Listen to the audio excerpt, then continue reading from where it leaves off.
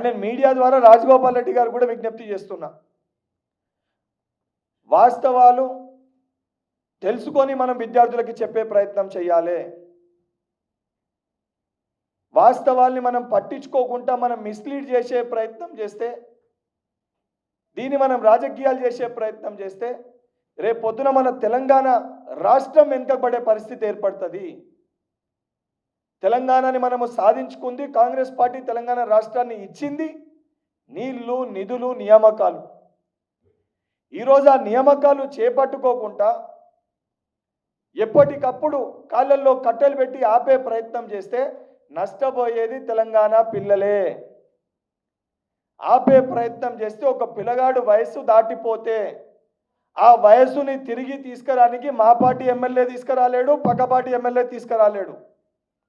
డబ్బుతోటి ఆ పిల్లగాని వయసు కొనలేరు, ఆ కుటుంబ బాధని తీర్చలేరు. ఉద్యోగాలు వచ్చిన కొంతమంది పిల్లల తల్లిదండ్రులు కూడా, ఒకరిద్దరు తల్లిదండ్రులు కూడా చనిపోయినరు, తిరిగి వాళ్ళ తల్లిదండ్రులను కూడా తీసుకురాలేరు. దయచేసి ఇటువంటి విషయాలలో రాజకీయం చేయొద్దని చెప్పి నేను అందరు కూడా విజ్ఞప్తి చేస్తున్నా. ఇతర విషయాలు మీరు మాట్లాడండి, ఎవిడెన్సెస్ ఉంటే దానిపైన మీరు ఏదైనా కూడా మాట్లాడవచ్చు. ఎందుకంటే ఈ అంశాలన్నిటిపైన వీళ్ళందరికంటే సంపూర్ణ అవగాహన ఉన్న వ్యక్తిని నేను. ఇవన్నీ ఇష్యూస్ పైన ఇన్ డెప్త్గా పోరాటం చేసిన వ్యక్తిని, అన్ని ఇష్యూస్ని అడ్రస్ చేసిన వ్యక్తిని. అండ్ వచ్చిన ప్రతి జియో పైన కూడా నేను మాట్లాడగలుగుతా, దేనివల్లనే ఏం అవకతవకలు జరిగినాయి కూడా చెప్పగలుగుతాను గతంలో.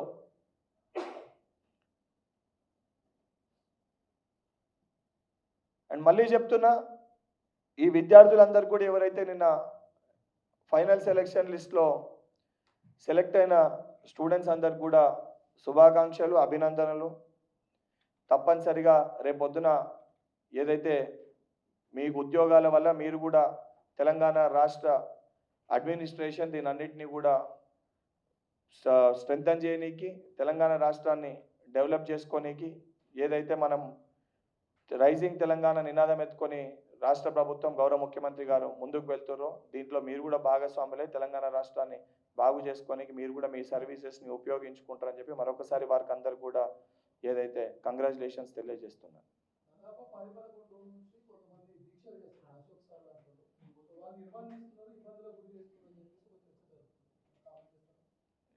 మరి 100% ప్రజాప్రభుత్వంలో ఎవరి బాధ, ఆవేదన వారికి చెప్పుకునే ఒక హక్కు ఉంటుంది.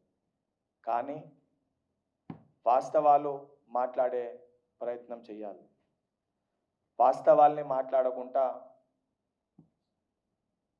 మనము రాజకీయాలు చేసే ప్రయత్నం చేస్తే సరే, తాత్కాలికంగా ప్రజలు కానీ విద్యార్థులు కానీ నమ్ముతారు, కానీ లాంగ్ రన్లో నమ్మే ఒక పరిస్థితి ఉండదు.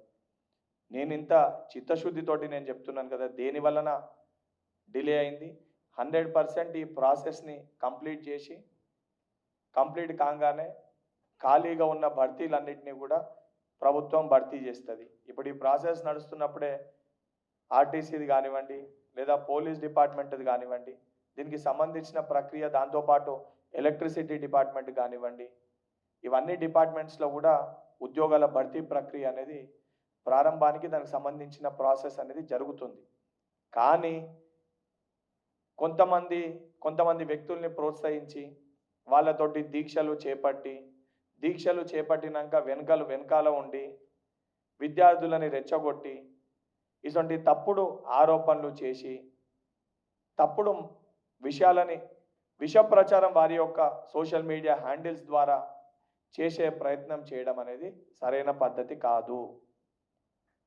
అటువంటి ప్రాసెస్లో విద్యార్థులు ఎవరన్నా పాల్గొన్నా, పాలు పంచుకున్నా, ఈరోజు గ్రూప్ 1 అభ్యర్థులు క్వాలిఫై అయిన వాళ్ళకి బాధ కలిగింది. రేపు పొద్దున ఇదే పరిస్థితి మీకు కూడా ఉద్యోగం వస్తే మీకు కూడా ఇదే బాధ కలిగే పరిస్థితి ఏర్పడుతుంది.